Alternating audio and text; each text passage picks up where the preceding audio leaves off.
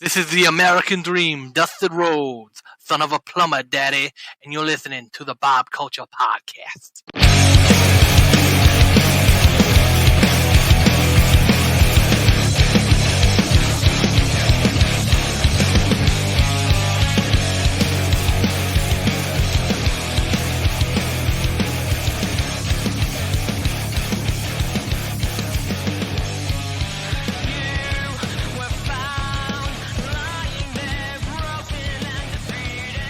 All right, ladies and gentlemen, welcome into a very special One Above All episode of the BCP. Super excited to welcome back ahead of his appearance at Project Codename Wrestling Presents Genesis this Saturday. It's going to be March 5th in Union, New Jersey. Tickets are still available. Shameless promo. Please welcome back into the show. He is a former multiple-time tag team champion everywhere he goes. Let's be real. This guy, no stranger to gold around the waist, both shoulders. You've seen the pictures. He's got like 4 belts at the same time. King Midas over here. He's a former IWA heavyweight champion. Please welcome back to the show our good friend, one above all, Mr. Anthony Gangone. Welcome in, sir. How are you, bro? I'm doing well. Thank you for that introduction. I really appreciate it. Thanks for having me. Dude, no, I appreciate you coming back on. You know, right now we're just kind of talking to everybody, seeing where everyone's at, man. And you're someone I told you off air that I really just wanted to catch up with.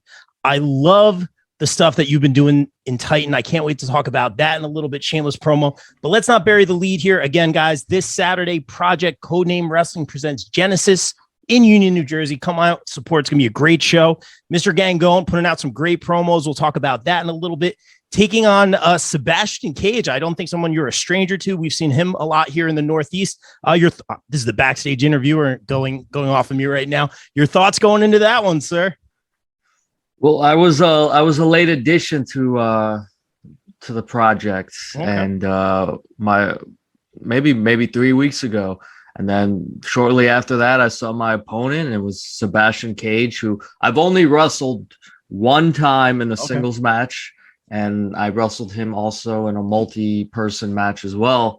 And he has a lot of talent. I'm not here to be like the vet. Oh, he has a lot of talent and all that. But Sebastian is a legitimately great talent.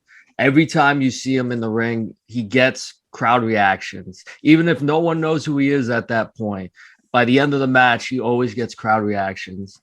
And I noticed that he's hanging out with Sosa and Santos, and it's just like, he's better than that, and he's not even really getting paid enough to be hanging around with that crew. So I noticed that he said he's not really worried about me, which is the last thing you want to do with me is piss me off.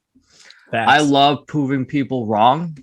It's I'm not necessarily a confrontational person, but if you give me a reason, I'll make sure to end it. So in Sebastian's case, I have to teach him a lesson that day, never to underestimate me. And if you do, you're going to get burned for it. Absolutely, man. And very well said. You always go the extra mile in your promos. I believe it was called A Look to the Past that I just watched a little while ago, man. The production value, first of all, really going more than the extra mile. I love the stuff that you do for Titan, man. I think there's a lot of great storytelling there, but this is like really deep. It's very theatric, hashtag wrestling fashion, looking sharp in that suit. Tell us a little bit about what went into that promo. There's a lot of mystery. Even earlier today, you kind of posted something with just like the mask on the seat. Like, what can you give us from that, man? That's very interesting. Well, the actual production of it is from hashtag Dope. Okay. And they do a great job. And I think they do most of the promos and production at the project. But basically what I was trying to let people know about and let my driver know about is that, throughout the years, I've kind of been the one above all. And that's something where once you're in the ring with me, you'll realize that I'm not like everybody else. I'm above them all.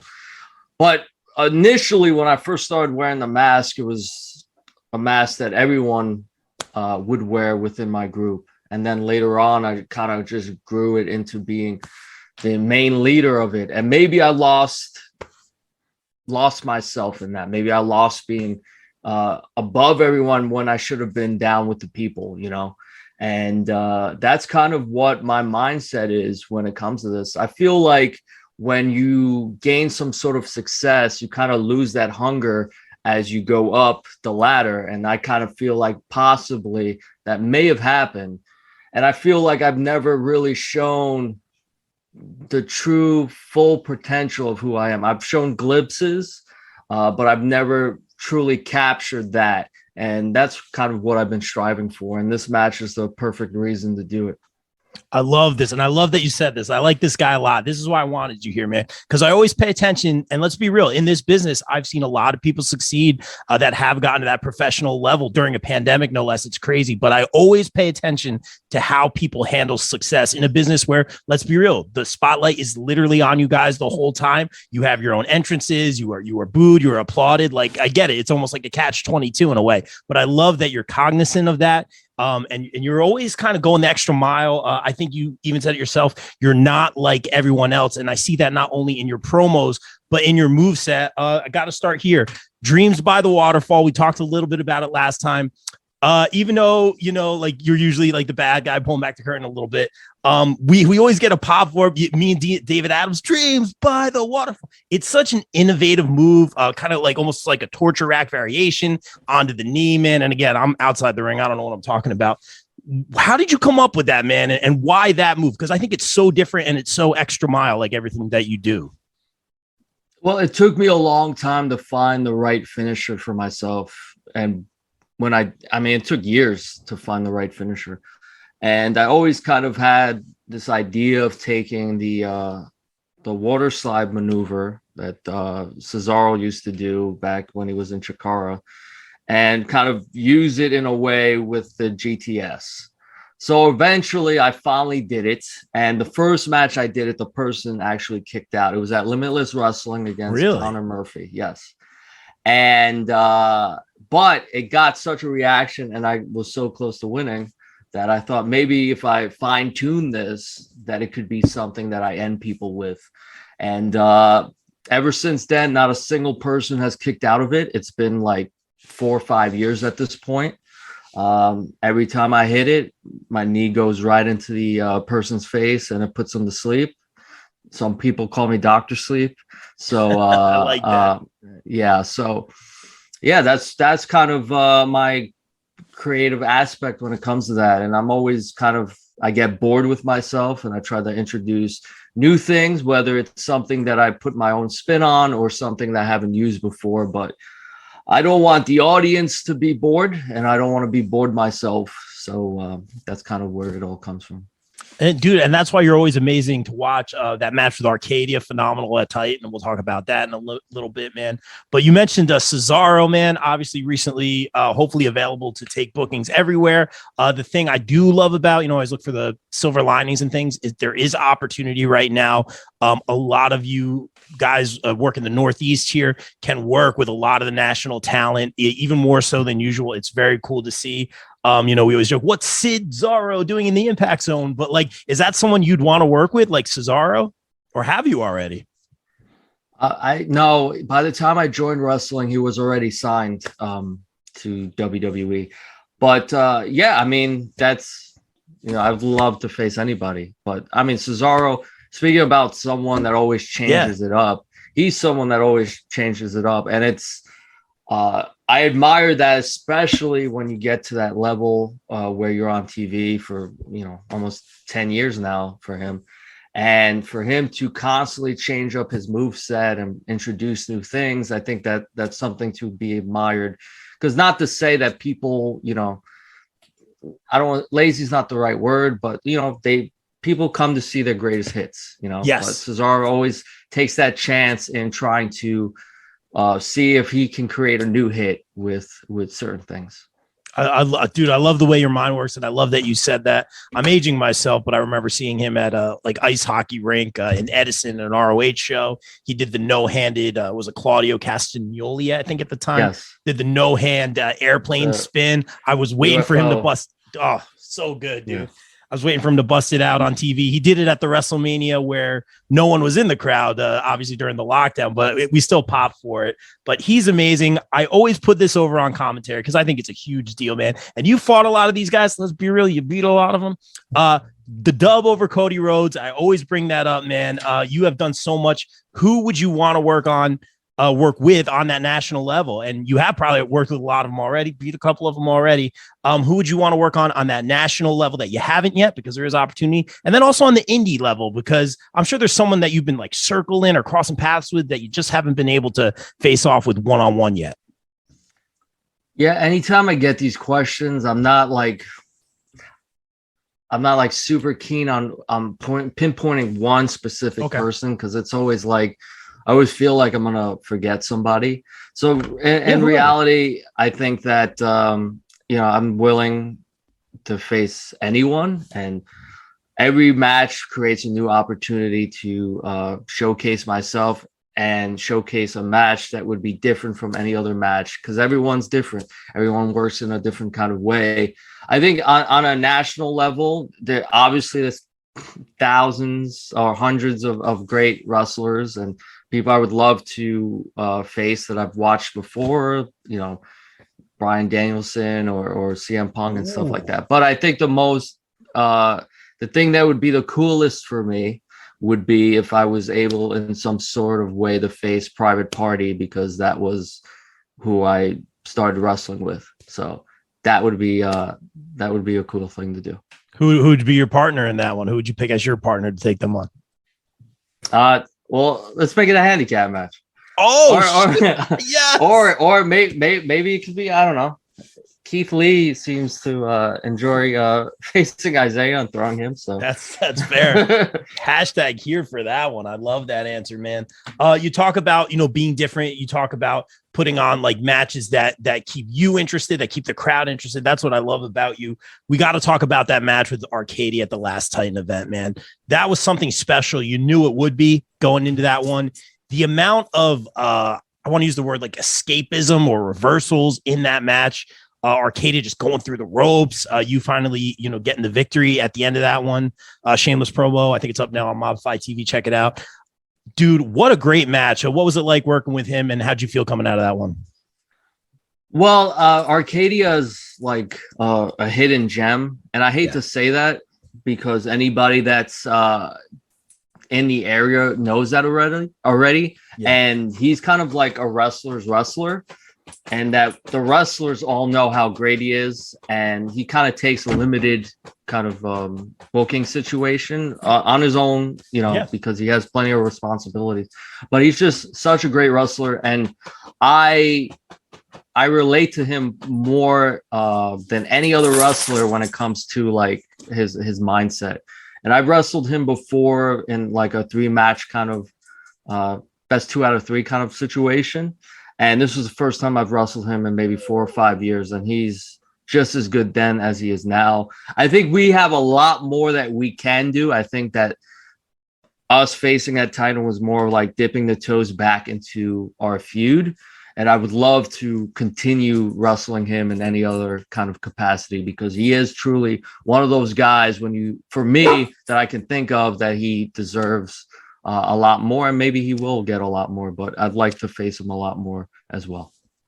I love that, man. And again, great match. He's a great wrestler, but also a great mind for the business as well. So that's very cool to see. I hear a little barking over here. We're all about the pets. Tell us about the dog. Who's the doggy? What kind of dog you got? I love dogs, so you got to tell us about the dog. Yeah, it's I have a dog with I have my own dog, and he's a husky, Siberian husky. Oh, baby. Huskies are beautiful. Yes. And I have a rescue with Valentina, Lilo, and she's a pit bull terrier that we rescued a little over 2 years ago at this point. Oh, that's adorable. I love dogs, man. When I was moving around a lot, I was just like, and going through some stuff, man. I'm like, man, I really want to rescue some poor soul, man. So I love that you guys. Oh, do we get it? Dude, my voice instantly gets higher. Oh my gosh, I love dogs so much, man. We're all about the pet cameos, so bring them in, please. Oh, that's amazing. I love to see that big smile on my face. I do want to talk about this, man. I said this to you off air, and I'm not just saying this because you're on the show. I feel like you're the next guy in Titan. The record speaks for itself. The promos have been stellar, and it's almost like you've been the on deck guy. Johnny's my guy. I won't lie. We're close. I feel like he's earned that spot. You were in there in that rumble with him at Mount Olympus. You guys were the last two. He obviously got the win, got the match with Monster Mac.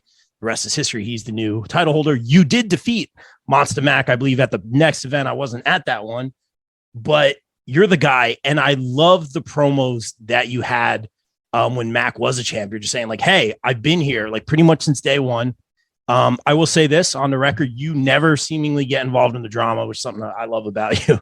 But also the record speaks for itself. You have won, I think, nearly all of your matches. And in my mind, we were calling your match the last show, and we brought up the term number one contender a lot. Am I saying you're going to dethrone Johnny? Johnny's my guy. Not necessarily. Would that be a heck of a match? Yeah, the real winner is the fans. But it's a matter of when for you, man. What's that momentum feel like for you in Titan right now? Well, actually, I've literally been there since day one. Yeah. It was the first match. That's right. On the first show, it was me and Jay George, who's getting chairs thrown at him by Brock Lesnar nowadays. So yeah, I've been there since day one. I have lost a few matches, but I've been on this streak where I haven't lost a match in a very long time. And throughout, it's been 2 years now, I haven't received one single title shot at anything. There's multiple titles in Titan. I haven't received one shot anywhere. So Johnny Moran is definitely someone I'm looking at right now just because I defeated Steve Mack, who was the former champion. He held that title for a year. So that's where my eyes are. And I'm not really sure why it is that I'm not being looked at for something like that when I have the wins and I have the reputation to uphold where I can face the champion. So I'm not really sure what's going on with Titan, but it's kind of been a thing my whole career when it comes to people trying to recognize me. And for me, I'm just going to continue to push forward until you're forced to recognize me. So this is nothing new for me. I'm going to keep, as long as I keep winning, they can't say anything. So that's it, man. And coming from just a commentary perspective, it's difficult at times to hate on you, if you will, because you're so darn good in the ring. And the resume does speak for itself that we several times said like, hey, you know what? Like, wouldn't be surprised if he got a title shot. Now, would it be because we have a lot of these guys come on like the Thanos thing? They want to collect the belts. They're all about the gold collecting, which is great to represent a company. You've done it several times in your career. Is it to target, like you mentioned, Johnny earlier? Recon's right now got the middleweight title. The Frontline has the tag team titles. Is it to be the top title? Is it any gold opportunity like you mentioned earlier, or is it just the matches and having the eyes on you? Like, what's your mindset when you get your next match announced for the next event? Well, like I said prior, like as far as tag team, I'm not really in the tag team. I don't think they allow the whole handicap thing. So which I would want to take them both. Yeah, I would win anyway. I wouldn't mind facing Rick Recon. I wouldn't mind facing any champion. But for me, the fact that I already beat Steve Mack and I was in the final two of that Rumble, right? I should get Johnny Moran. But I think maybe it's management, maybe it's Johnny Moran. I mean, Johnny Moran is as clean cut as you get. You know, he's clean shaven. He's got the hair. He's got every white baby face, white meat, all that you can get. He's like the typical nice guy in wrestling, which is fine. But he's never faced someone like me. He's faced Steve Mack, who's can be a brutal wrestler. I don't think he really showed it when he faced Moran. I think he kind of, I held the title for a year, so I'm good. He kind of rested on those. But for me, when it comes to Johnny Moran, he's never faced someone like me. And I miss being as vicious as I used to be. And that's what I'm trying to get back. I'm trying to get back that hunger. And I want to face Moran, and I want to show him physically how it is to be a champion. Wow. Very, very well said, man. I like the way your mind works. Guys, if you're listening, and we know you are, someone booked this match. Johnny's my guy, but there was something there when you two were left in that Rumble. There was something there, man. I think there could be a lot of magic. And like I always say here on the show, the real winners, the fans, man. Do want to talk about this, man. It's so cool to see everyone get that opportunity to get that AEW Dark on the resume, man. I was so happy when I saw you get announced. You get the graphic, man. I love the gear. First of all, was that like, I think you posted earlier, like it was like new gear or different gear, hashtag wrestling fashion. Tell us a little bit about the gear, man. You're always even in the promo, the suit looked great. Yeah. Well, my gear is made by someone named Tiffany. I think her name is like Butch Diva or something like that. Okay. So yeah, my gear was more of like, I like to experiment with things, and it's more like fighting, like boxing kind of gear with the pro wrestling spin with the kind of wet look on it. So that was kind of my gear with that. It was kind of also inspired by like Eddie Guerrero flames and stuff like that. Oh, the flame. Okay. Yeah. Yes. So as far as AEW, like it was an amazing experience. Good. That's good to hear. It was awesome to be there, awesome to experience that on such a high level. The locker room was great. The people there were great. It was a very easy time for me. Unfortunately, the match didn't go the way I wanted it to go, but you got to get your foot in the door, and it won't be the last time. Oh, absolutely not, man. Let's be like I keep saying, you beat a lot of them guys already. So I do want to talk about this, man. We always try to get away from wrestling a little bit here on the BCP, man. Last time we had you on, we talked a lot about horror. I see a lot of that implemented in some of your promos and some of your style, but also we talked a little bit about Batman. Did you see the new trailer? What are your thoughts going in this one? I think IGN gave it a 10 out of 10, which is a 10 out of 10. I don't know. Well, I mean, at first, I was never against like Robert Pattinson being Batman, because I knew that he kind of did very more serious roles lately.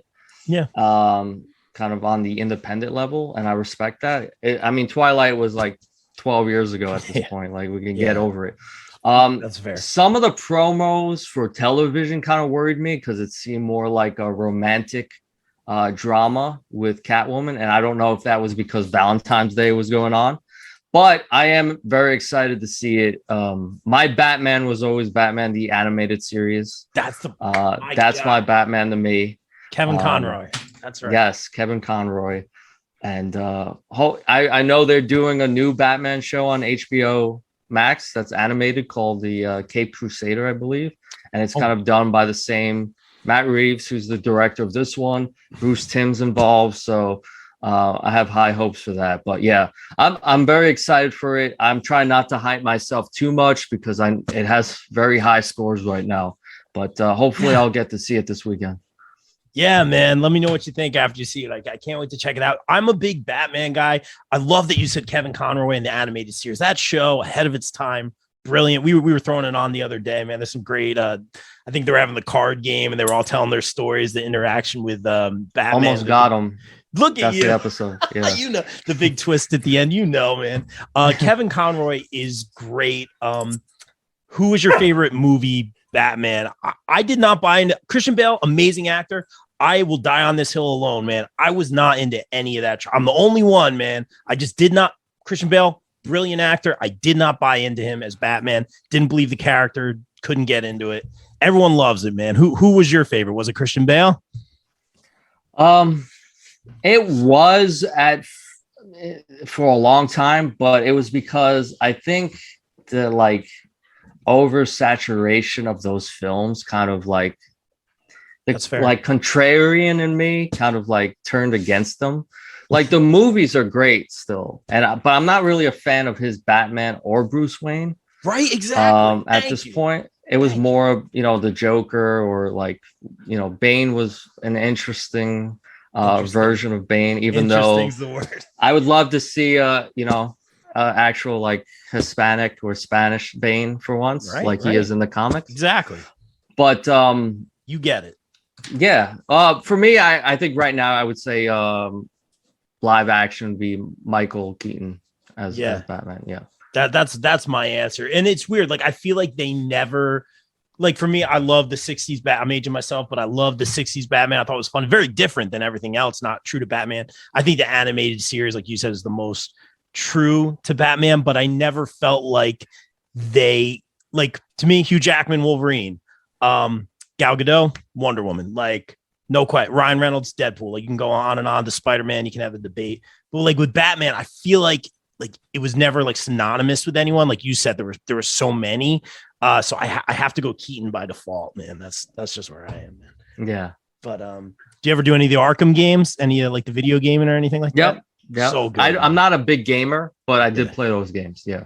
I mean, they were just like adult versions of the animated series. Pretty much. Good.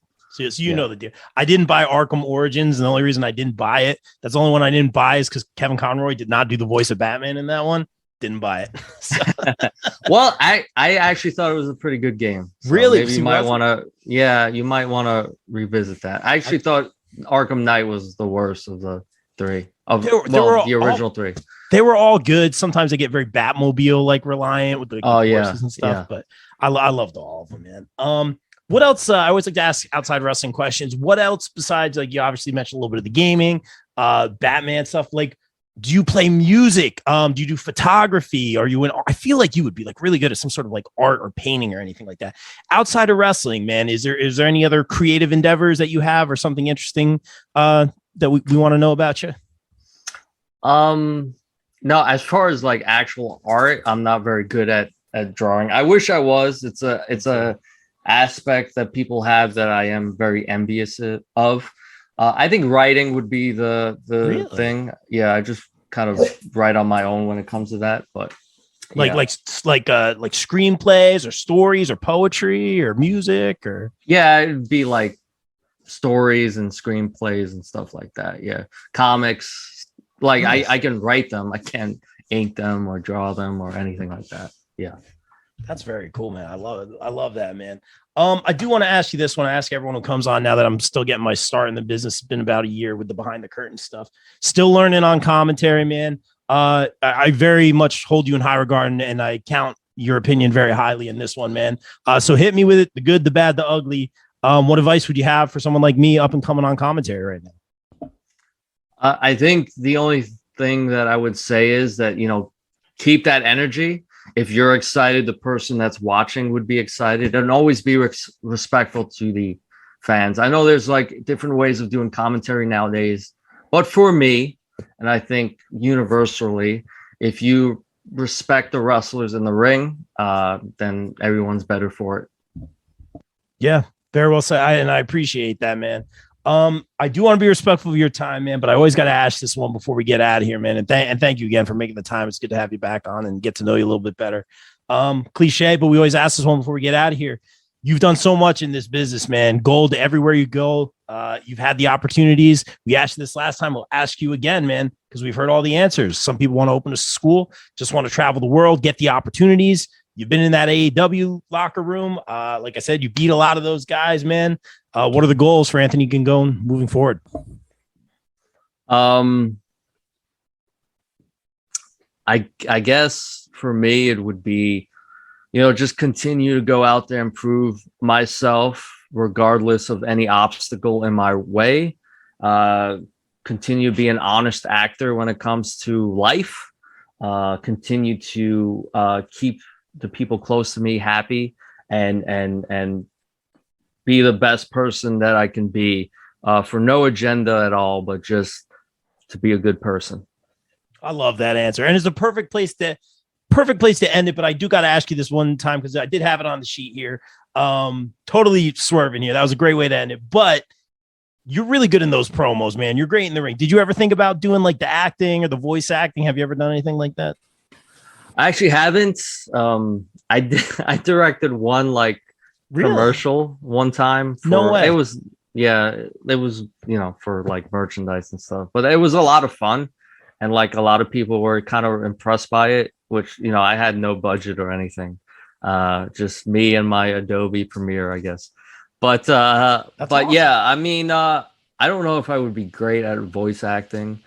Like doing a podcast, I used to do a podcast. I don't do it now because I'm trying to focus more on wrestling. Sure. But I used to do a podcast. I was never happy with it just because I feel like there has to be much more of a show to it than just two guys kind of just talking. As I'm and learning, you have to have a specific voice for it, I think, as well. But I mean, I'm not against acting, but I would also think that maybe when wrestling's over, like being a choreographer for stunt work would be something that I would look into. That makes so much sense on all the levels, man. I love that, man.